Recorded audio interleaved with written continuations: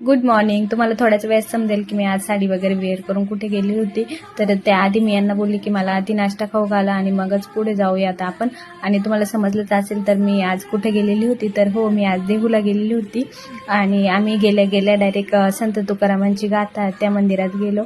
ते मंदिर बाहेरूनच खूप छान दिसत होतं, म्हणजे मंदिराचं स्ट्रक्चरच खूप छान केलेलं होतं त्यांनी. आणि त्यानंतर हे तर बघा, इथं लगेच फोटो वगैरे काढायला लागले होते दुसऱ्यांचे. आणि असं मी बोलली असते ना माझा फोटो काढा, तर एक फोटोसुद्धा काढणार नाही. आणि हे बोलले तर लगेच फोटो काढायला लागले होते.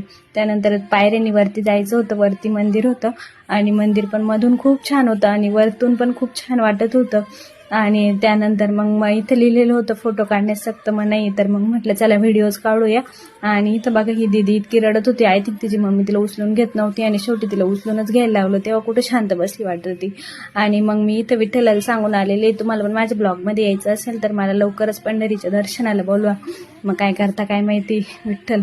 आणि त्यानंतर मग इथं मेन मंदिरात गेलेलो होतो, लाईन लागलेली होती. पण दर्शन झालं, छान झालं आणि मंदिराचा नजारा पण खूपच छान होता. आणि माझ्यासोबत तुमचं पण दर्शन व्हावं हीच माझी इच्छा आहे.